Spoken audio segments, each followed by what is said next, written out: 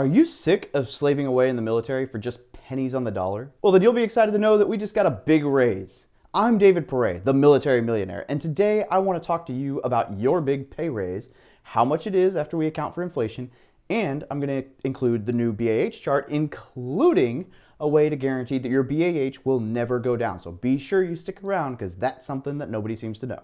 Now, real quick, I want to know, how do you plan to invest or spend this pay raise? Comment down below how you plan on spending it, which will really help out the YouTube algorithm as well. Intro.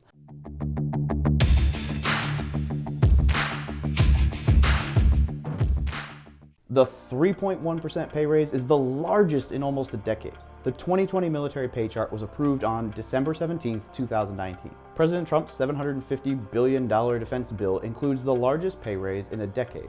At 3.1%, the cost of living pay increase for military members would be a great way to combat inflation. Now, this bill just recently became active after it got signed by the House and Senate and Congress for approval or whatever, and the president's signature.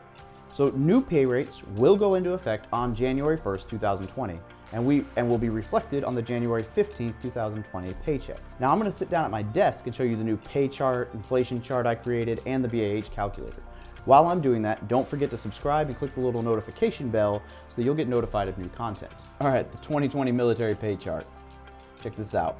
So the E1, E4, boot camp 1602 is your base pay, but this is a brief glance. Now this can be found at FromMilitaryToMillionaire.com/2020-military-pay chart. Definitely go check it out. But this is the pay chart. So I'm gonna just scroll through it slowly, and if you see where you're at, hey, I'm going up to where am I at? 3770 base pay. And then in August, when I hit 12 years, I'll go into 39.95. So this is it. Just gonna scroll really slowly so you can take a look.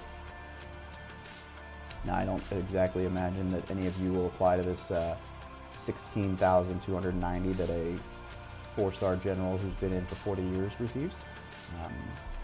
If you do, and you're watching this, please comment, because I would be super impressed if you found my video. That would mean, I don't know, I guess I've made it in life.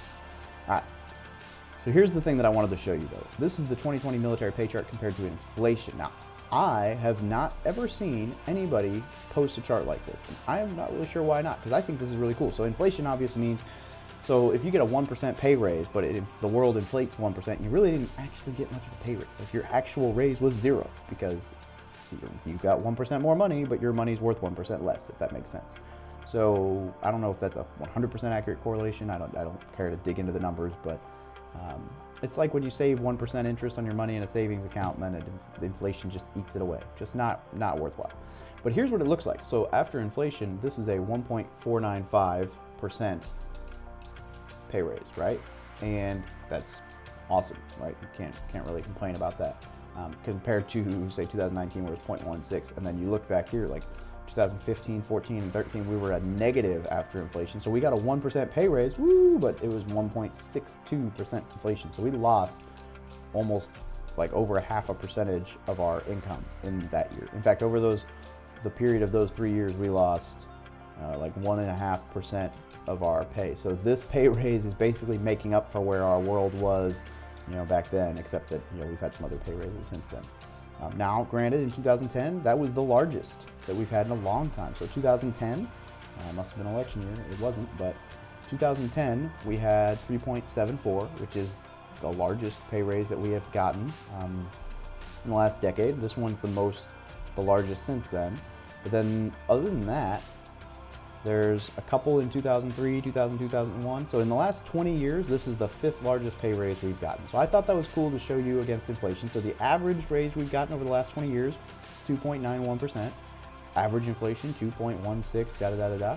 But the average raise after inflation, adjusted, has really only been 0.75, essentially. And so this is just about double what we have been getting in the inflation rate on average. So I thought that was cool. I just wanted to show you that because I haven't seen anyone doing the inflation comparison. Now, obviously, there's some notes about this in here, but like the E9, the Sergeant Major of the Marine Corps, Master Chief Petty Officer of the Navy, whatever, they might get a little extra pay that's not included in here. And then, there's military pay dates, retired military pay dates, and whatever that you can. So this is some information that my buddy Ryan has. on his website, Military Wallet, a friend of mine. And then you've got, look down here, you've got drill pay, what will I get raised? So this is some frequently asked questions. So if you want these answers, go check out the article, or you can pause this and read really quickly.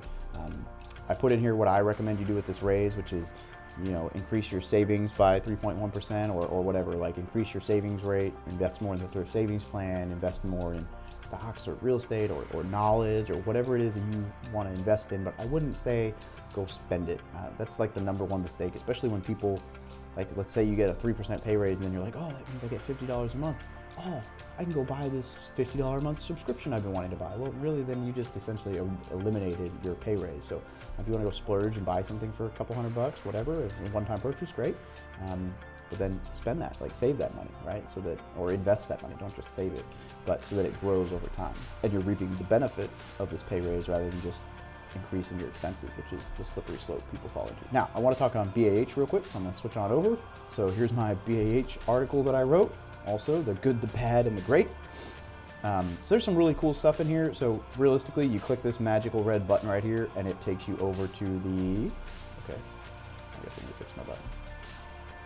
Whatever, so you click that link, then I'll fix my button. And it takes you over to the BAH calculator. So you just type in your zip code. So for me, 92057, year 2020, E6, you hit calculate, boom, with dependents, without dependents. And now you'll know whether your pay went up or down. Now, here's the great thing, your pay didn't go down. Even if that says your pay goes down, everybody always freaks out about, oh, I guess that was a preview. All right, so the button's fixed, and then here's the link. So that's how you calculate it. Now, here's the thing, this BAH rate protection right here. So rate protection from BAH means that you cannot lose BAH if you're at your current duty station. Now, if you get pay raise, whatever, you get whatever the new year is, but say you're a sergeant, and BAH goes down $100 and you're like, well, crap, I'm gonna lose money. No, you're not, because they have rate protection locked in so that you will keep the old amount. So BAH will allow you to keep the higher number of either the rate you were receiving at 31 December the previous year or the new rate that goes into effect on January 1st. So if you lose money next year, then you'll keep this year's.